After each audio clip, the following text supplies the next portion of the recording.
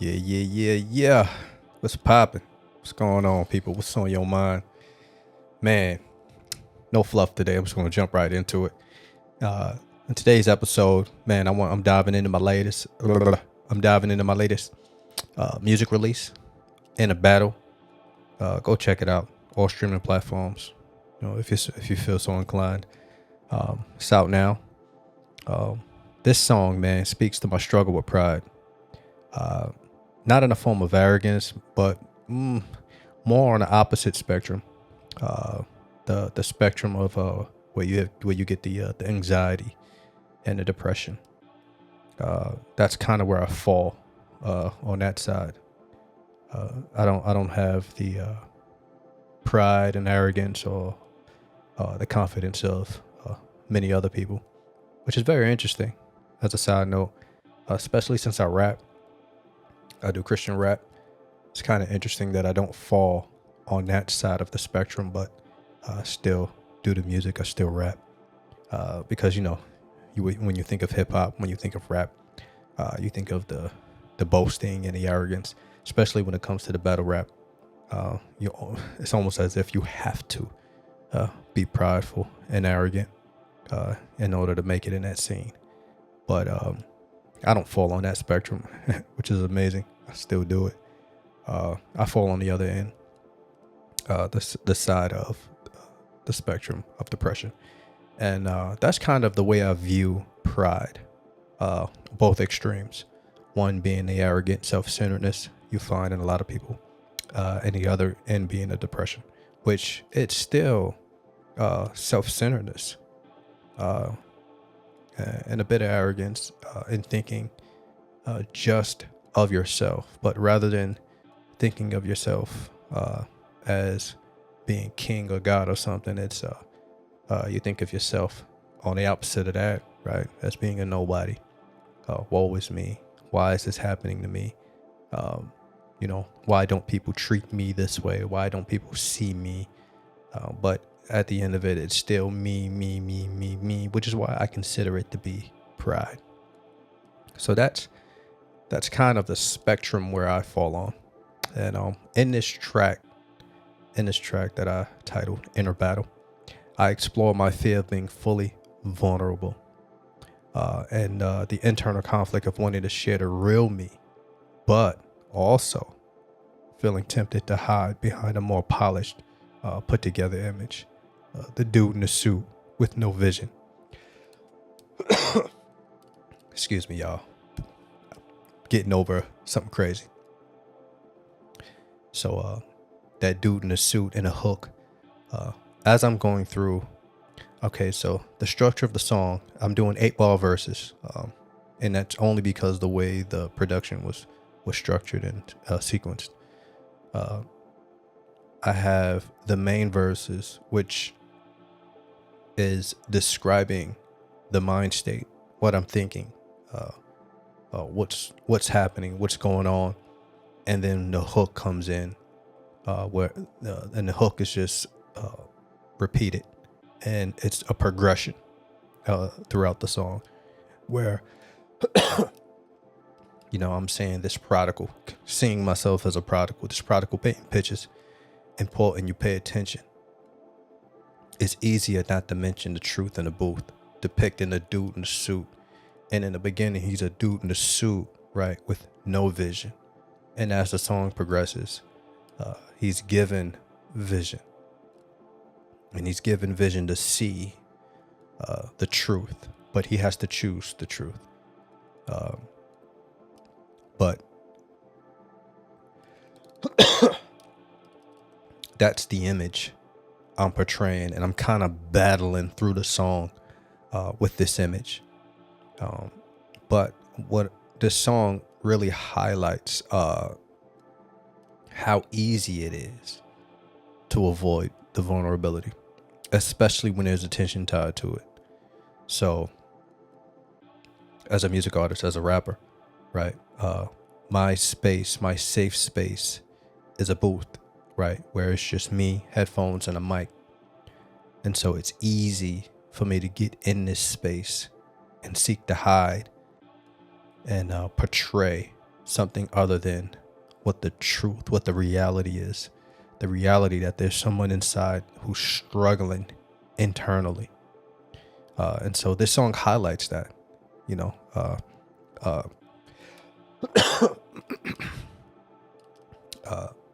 it highlights that battle of being fully vulnerable, of being fully honest, and just laying it all out there.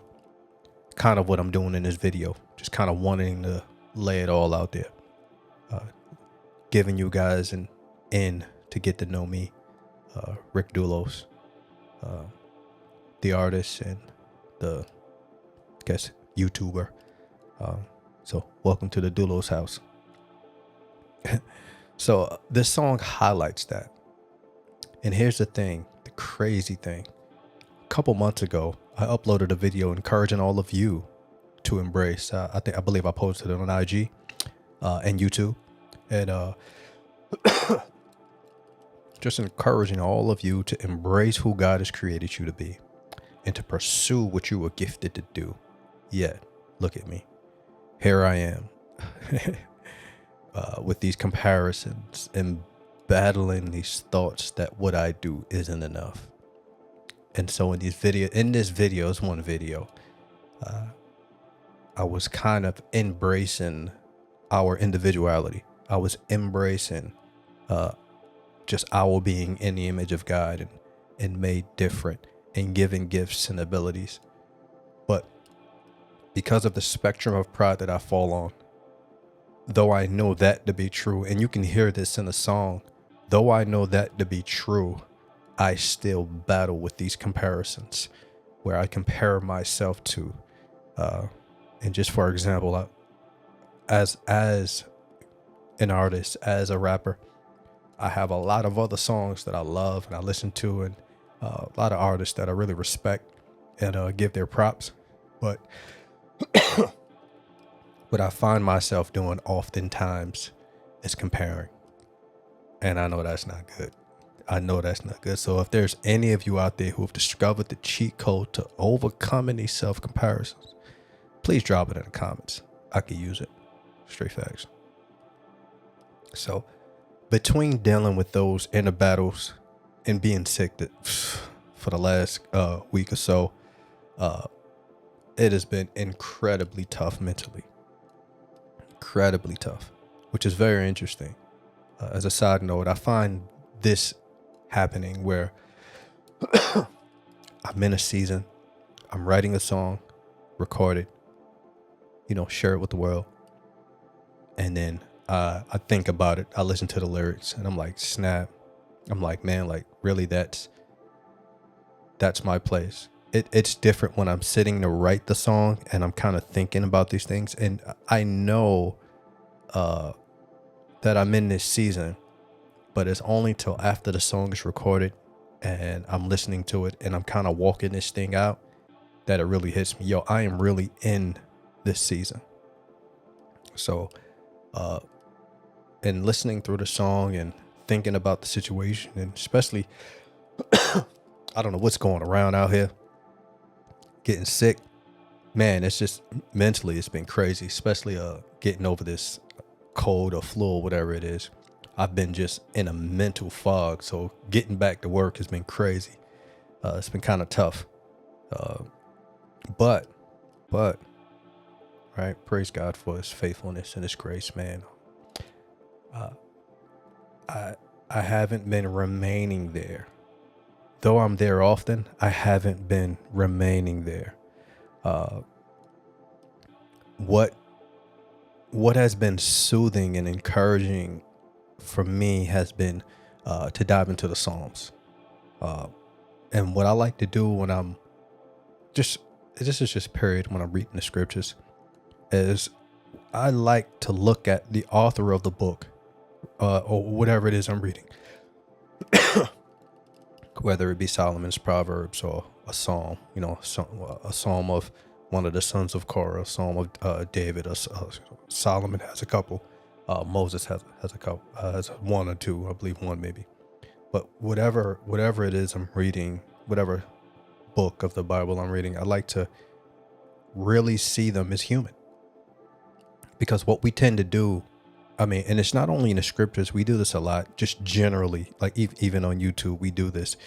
We kind of exalt these people to some sort of a superhero status, to the point where we really don't see them as individuals and human beings who go through things. And so that's what I like to do. I like to look at these people through more of a human lens, or like if I'm reading the Psalm of David, I like to look at David through more of a human lens. Uh, Even though we seek to elevate these people, what I like to do is I like to just kind of see it for what it really is. And the beautiful thing about reading David is that not only are we reading his Psalms, but we can go and we can actually read about his life. Not his whole life, but really important points and markers in his life when Saul is trying to kill him. Excuse me. When his son Absalom is trying to kill him, his battle with Goliath, and mentally what he was going through there. Um, uh, which is kind of crazy. When I thought about the David and the Goliath and him trying on Saul's armor, but because he didn't test them, found that they didn't fit, he couldn't use them. I actually put that in a song that I'm going to be putting out in a few weeks, maybe mid-March. It's called Genesis. Look out for it. It's just another song speaking of this season of life that I'm in, and battling, battling the lows, knowing that there is a high point, knowing that there is a way out, but still battling the lows. And you know what? I'll put out a video explaining those verses. But that's what I think about when I read through David's Psalms. I try to see him for who he is. I try to think about his life and what he has been through. And I try to understand what he was going through at the time of him writing these Psalms. And then I ask myself, what was his situation, right? What was he going through? Like, and then you read the Psalms and you can see where his mental state is. You can see how he's communicating with God. And you can also get a glimpse of what his perspective is of God in the midst of these trials, and in the midst of these prayers, in the midst of him crying out and really reaching for God. You can really get a glimpse of what his perspective is. And so that's what I seek to understand. And then I reflect on my own life and how his struggle parallels my own. You know what I mean? And then from there, what I do is, as I'm pondering and as I'm thinking, I take David's words, I take his prayers, and I seek to make them my own. And I find when I do that, when I go through that process, I find strength and I find encouragement, and it oftentimes just empowers me in a moment to get up and to keep moving.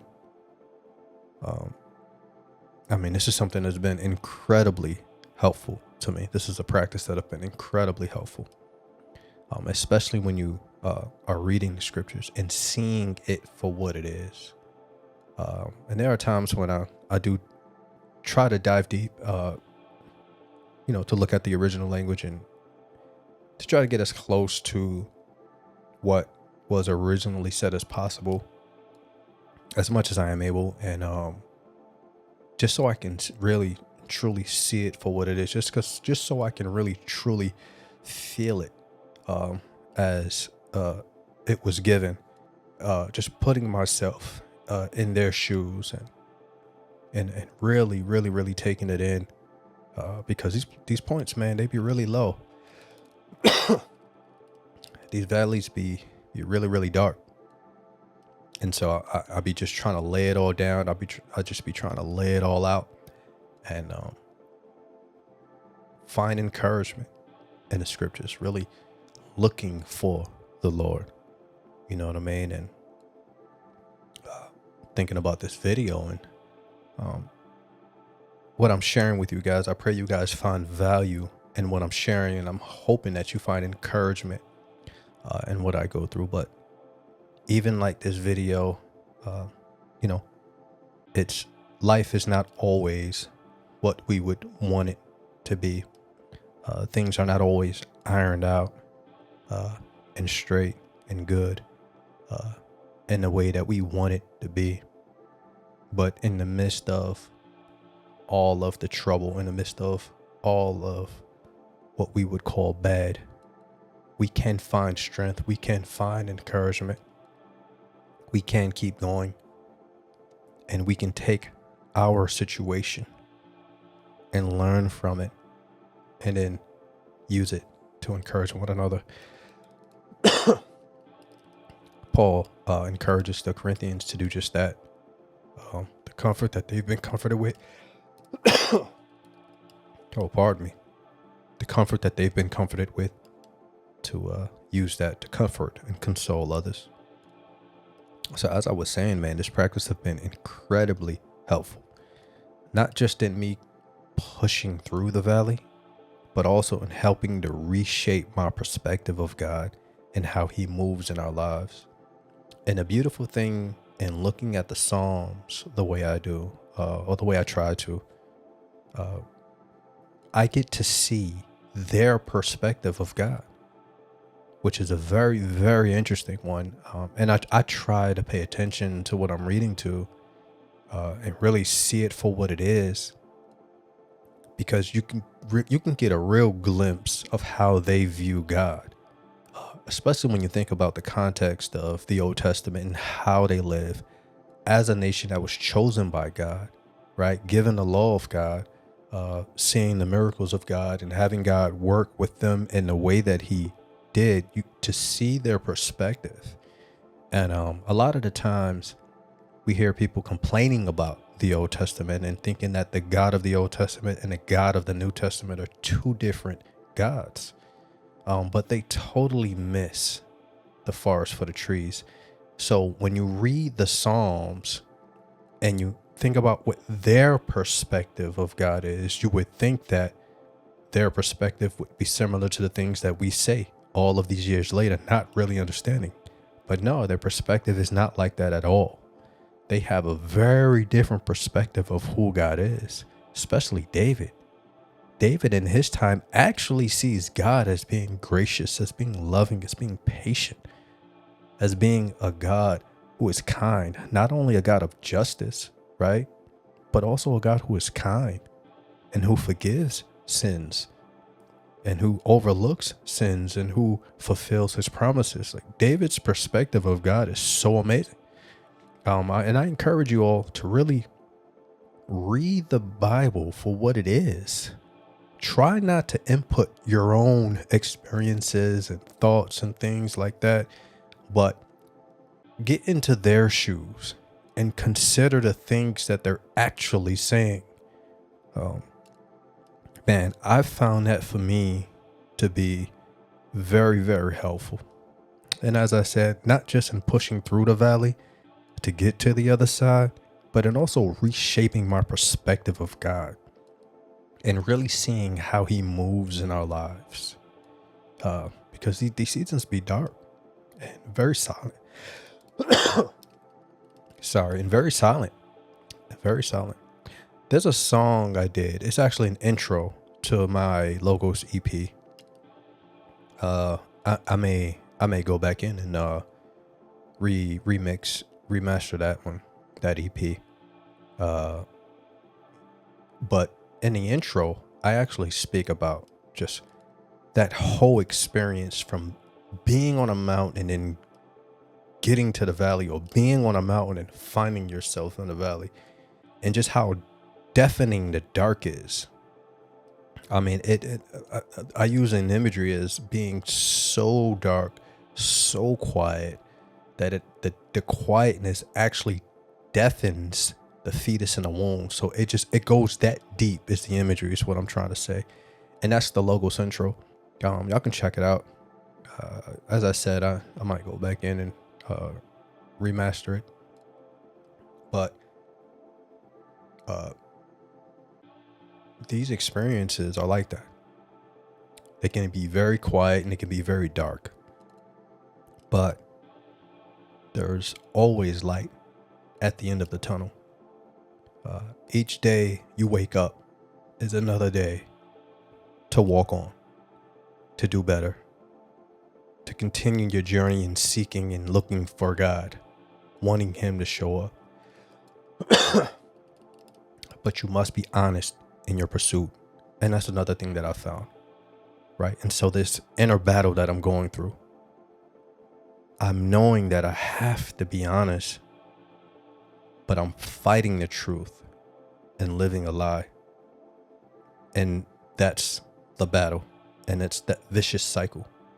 The moment when I embrace the truth, the moment when I am truthful and honest in everything, that's the moment I find freedom. So in the song, I'm reminding myself at the hook to be new. You're made new.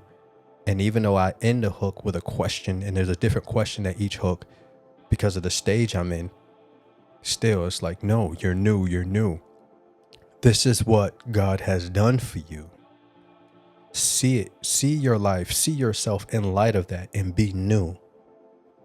And so, that's the gist of what's going on in the song. And even in the midst of all this, I've also come to realize that this season that I'm in is not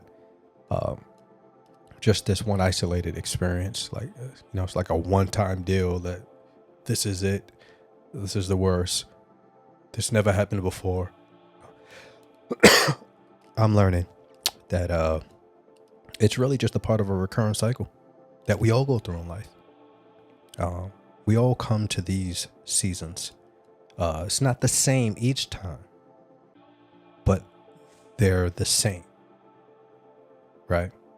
We're at different points in our lives, but the battle is still there raging inside. And we always come to these points of silence. We always come to these points of darkness and valley, hardship, tribulation. But we must go through it in a way where we learn the lesson in the moment.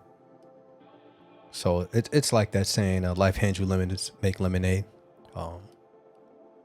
So it's like you take your moment and you learn the lessons that need to be learned. You strengthen, or you gain, receive. I like that'll be a better way to put it. Receive the strength that is there and that's available to you so that you can walk on. And one of the main lessons I've learned too in this is, especially being on that end of the pride spectrum, I've learned that it is on me to navigate through it. It is on me not to stay down, but to get up and to walk. Trusting the Lord, knowing that He will strengthen and assure my faith in the process. And I know I didn't mention that all because a lot of us like to pray to get out of it. That's not a thing. I'm sorry. Jesus actually prayed in John 17 for the Father not to take us out of the world, right? So we can't escape this. There's only one escape. And that escape is only a blessing in Christ. But beyond that, and even better than that, is gaining the life lesson, gaining the strength, gaining the experience, so that now you can be equipped to turn and help someone else, which is what I'm seeking to do in this video. So thank you so much for kind of hanging around if you made it to this point. Hopefully, I pray that you found value in this video. Hit the like, hit the subscribe, share if you're so inclined, and check out Inner Battle. It's on all streaming platforms. and just be on the lookout. Life never ends, so I'll be creating music and sharing it. I've come to the point in my where I'm creating the music and I'm just sharing it. I'm doing my best, seeking to be better, seeking to progress. Also seeking folk who would, like to work. You know what I mean? You want to network, you want to build, you want to, just kind of chop. Reach out, hit me up. So I'm also seeking that as well, but I'm going to continue to share it. I don't want to keep it to myself. I know there's someone out there who can be encouraged by it, but spread the word. They have to hear it. If no one shares, if no one listens to it, no one will ever hear it. So it's on you, people. I'd appreciate it if you check it out, share it, get the word out, and let's be blessed together. So once again, thank you for listening. Godspeed and God bless. Appreciate it.